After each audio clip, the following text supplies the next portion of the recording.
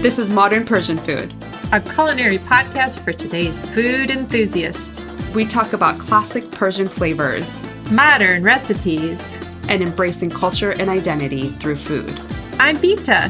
And I'm also Bita. Welcome to our show. Hello, friends, and welcome to episode number 89. I'm here with the lovely Bita, and we are excited to talk to you and walk you through how to make your very own Persian charcuterie board. It's summertime. We've got holidays coming up this weekend, and I'm sure everyone is excited to spend the summer with family and friends. And what better way than to present a beautiful board or platter full of Persian-inspired treats, charcuterie. We got some special meats and cheeses and a bunch of different accoutrements to surround them and display and present to your friends. Bita, how's it going? Hi.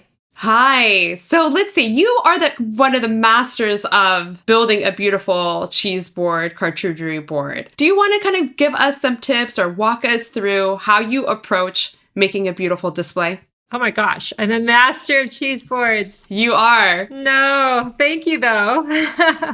My girls and I started to get into them, I don't know, a few years back as almost like a hobby. And it just makes it feel like a special occasion. Even when you have nothing much going on, to us making a cheese board or charcuterie or mezze platter and then add Mediterranean Persian flair. And it's just so much fun. We like to build them out and make them really like intentionally different and beautiful.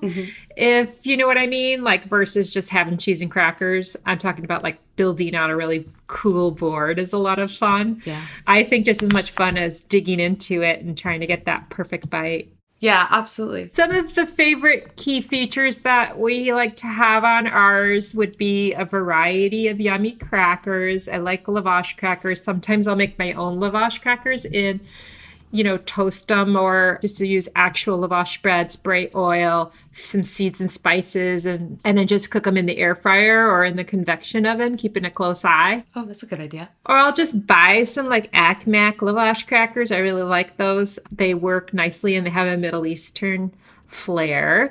But yeah, a variety of crackers. I like the long breadstick type. We really like seeded crackers a lot. Whole grain versions, and then a variety of cheeses. We love a soft brie. We love goat cheese. Not always being lactose intolerant doesn't love me back. I can do hard cheeses and I love hard cheeses. So a variety of cheeses. And then what makes charcuterie is meats. I mean, that's what it is by definition. So if we have a few meats, we'll roll them up. I have this cool round wooden board. And it actually rotates. It's kind of like a Lazy Susan rotating deal. It's really big, and I start in the center, and then that's how I do it. I start with the main items that I consider to be the main items, which would be the things that we're going for first, the cheese, the crackers, the meats. And then I build out from there, and I build it out like outwards towards the edge of my large plate, platter, or board. Then I like to add just a bunch of like a variety of really colorful fruits, jams, and decor from outside if I have it, nuts for sure. And, we're going to break it down for you. So what are some of your favorite things to put on your cheese boards? And tell me about how you would go about building one, Bita. Yeah, I mean, that's all like getting me so hungry. I love cheese boards and charcuterie boards. I think what's super special about that is that you can really customize your own bite. It's a total interactive type of eating experience. And it's a way to really kind of showcase some really interesting pairings. It's not just cheese and crackers. You do have like nuts and different elements that you can add to each bite to make it a little bit unique. And what I love about a cheese board, it's like they're usually always different. You can really customize it any way you want. You have a smaller one, you can have large ones. I've even seen some cheese boards, charcuterie boards that like take up half of the table. It actually reminds me of how when we talk about like a half scene that, we talked at that there were some smaller ones and then there's some that are really big. So you can kind of really customize it to whatever you want. What I like to do when I am laying out a charcuterie board is I like to look at to see like what is the vessel that I want to use. So what kind of platter or like cutting board that I can do that can really serve as kind of like the base or the foundation of what I'm going to be working on. And what I like to do is, like how you were saying, get your main elements, and I like to actually spread them apart a little bit. If I'm going to be like showcasing different cheeses, like have them kind of like spread out a little bit, use those as kind of like a focal point and build around those. So it kind of like is little like different sunburst areas. And again, bringing things from the outside is a great idea. You could have like leaves, if you have like a fig tree, or if you have like rosemary growing or anything like that, and kind of building and adding those little touches, or some edible flowers that really make it beautiful.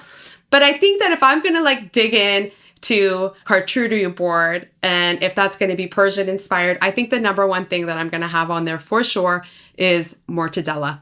Because mortadella, kalbas, it's a sliced meat that's very Persian. And there are, mortadella sandwiches are just such a quintessential Persian food that I would definitely want mortadella. I think that's a great idea to kind of like roll it up or fold them up on top of each other and have like a display of mortadella. I am a big fan of prosciutto, so having like a little like pile of prosciutto and other like salamis and things like that based on whatever it is that you like, and have it as the anchor of the board. The cheeses that you were talking about, those are all favorite cheeses. I think for my Persian board, I definitely want to include some feta cheese. The saltiness of the feta cheese is super delicious, especially eating it with some of these different pairings. If you feel like your feta cheese has been packed in water, you may also want to just put it like on a little dish or a little bowl to like kind of keep that a little bit self-contained. You could also sprinkle that with some seeds on top of it to add a little decoration to it. But it's great to have a little variety of cheeses to kind of mix and match. And would you have feta on your board? I think if I was doing a Mediterranean or Persian inspired, I would have feta and herbs. Mm-hmm. We definitely have to have grapes when we're making a fancy cheese board. Like, you got to have grapes, and you got to have something sweet like honeycomb, or if I'm doing it Persian inspired, I would do a Persian jam or a Greek jam or a Turkish jam. Yes. Like rose, cherry, plum. We really, really love pepper jams on cheese boards. Oh, yeah. I know that's not necessarily Persian, but let me tell you, it's so good. A perfect cheese board bite, to me, has the cracker, the cheese, the jelly, or jam or honey. For sure. And a nut. Mm-hmm. If it's Persian, it might have an herb in there. The kinds of nuts we really like for cheese boards include, we really like Marcona almonds, walnuts, pistachios for Persian one. Not only looks beautiful with a little pop of green, but it's just something a little different. And then the fruits can also be more Middle Eastern-ish, like figs, pomegranates add really nice color. Yeah. So, I would just say have fun with it. I love that you said the edible flowers. I am such a sucker for edible flowers, and they're just perfect for a summertime cheese board, and just tuck them all around. And I have picked things from the garden just to tuck around and make it look colorful and pretty. Yeah. So what's a perfect bite for you? Your bite sounds delicious. Your little lokme. I'd love to have one of those right now. I feel like the perfect bite for me really kind of incorporates all of those different flavors. There's like the crunch of a cracker. There's saltiness of maybe some olive or some nuts in there. I would love to have a little bit of mortadella, maybe put a little bit of a Cornichon pickle. That sounds like super delicious. If I wanted to go a little bit more sweet, maybe have some cheese and have it with maybe like a quince paste or dried apricot. Mentioned grapes and figs and the pomegranate. Like, those are all so visually beautiful. It really like adds so much depth to a platter and color. Like, even if you just have a pomegranate and just cut in half, and so you can see the insides of it. And I love how you always cut your figs to like showcase how beautiful they are inside. That's a really great way. But it doesn't have to just be fresh fruit either. The dried fruits I mentioned, apricots. I've seen really beautiful slices of dried persimmon. Or, if you want to go a little bit simpler, you could always do some raisins or dates on the side. Really make it look beautiful with the different fruits and the different colors. I also love adding some freshness in the form of like crisp veggies as well, like maybe some sliced radishes or baby cucumbers or baby carrots. And it kind of like adds a little bit of a different texture as well. So you can kind of like make it a little bit more well-rounded. I mean, some of these beautiful charcuterie boards like are just so intricate and have so many different layers that it's just like so visually beautiful. And it's great to have like all the different textures to be tasting. And, you know, as you said, like tucking some fresh herbs along the sides or around it really makes it kind of pop and makes it super beautiful. Yeah, one of my favorite things is to try somebody else's fancy cheese board because that's where I get ideas and inspiration. And it's kind of like having a salad that someone else made. It just tastes better because someone else put it together and did all the chopping for you. But the thing that I was so inspired by several years ago at a party that I went to was grilled pear. Sliced pear. And I started to do that for a while. And you could just do it on your indoor grill pan, just slice it up and caramelize it a little bit. And that makes a really interesting layer to it. I love that you brought up the dried fruit, and it makes me think of some more colorful dried fruit options like Varta's idea, the kiwi. And also some things that we've said in previous episodes around nuts, which is that you can soak your nuts if you want them to be softer. Exactly. Yeah, especially with the walnuts and the almonds. And sometimes if you soak them long enough, the skins will just come right off and they're just really easy to then munch and crunch on. Yeah. Yeah, to make it even more Middle Eastern or Persian inspired, you mentioned fig leaves. You can actually put some dolma, the stuffed grape leaf appetizer, in there as well. Yeah. You could even put some Persian dips, some eggplant dips. It just depends, I guess, how robust and filling you want your cheese board to be. But yeah, we could easily fill up on them and eat them instead of a meal in our family. Yeah, absolutely. More like kind of like a grazing board. And that's a really great point. And something to just note for everyone is you can have these little different grazing boards for different occasions. Like as Beata was saying, you could have one like pretty much like a meal or like just appetizers. So, you know, what I would accompany your dolme in different dips, I made one recently where I put slices of potatoes on there and also grilled eggplant. And you can kind of have that in more of like a mezze type of grazing board. Yes. And you can still like, you know, put your fresh herbs around it and put some crackers and have that as like a fun, more appetizer inspired grazing board as opposed to just a traditional one. Yes. Like a mezze platter. Yeah. And you can make them seasonal, you know? Yeah, for sure. You could even make the shape of it be in something that's seasonal and just get really creative with it. And also, like you said, the receptacle or dish that you use could be really fun. I love the natural wood ones that where you can kind of see the grain of the wood. You showed me one that you recently picked up for a friend. That was really cool. Yeah, it's beautiful. Looks like it's just like a slice of the wood, actually. And I can't wait for my friend to use that as a grazing board or just on display.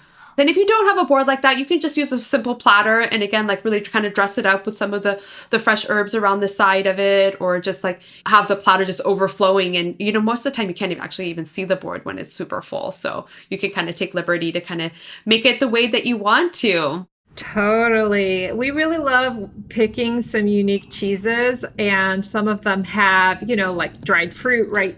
Meshed into them or little nuts on the outside of them. There's a hard cheese that I love. I think it might be like a manchego type of a cheese that has like a wine on side of it. Do you know which one I'm talking about? It has like a red wine. Yeah, and it's like makes it a little purplish even.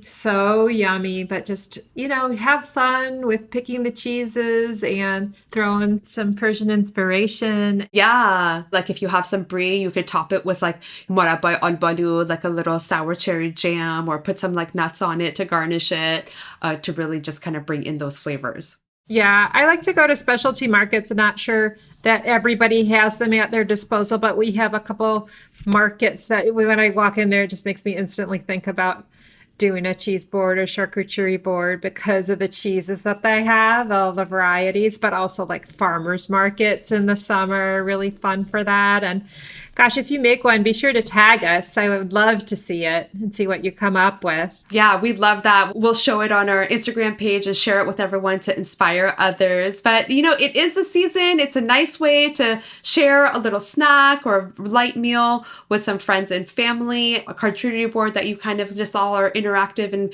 picking at. It just makes it a lot more casual. So as the days are getting longer and more occasions to celebrate, we encourage you to take a stab of making your own charcuterie board or a mezze platter. And hopefully you can feel proud of the presentation that you make. And I'm sure it will be delicious. Yeah, there's no right or wrong way to do it. Exactly. That's the beauty of it. In lieu of Ask the Beats today, we have you, our listeners, a question. We are getting ready to plan out our fall content, and we are wondering, what do you want to listen to?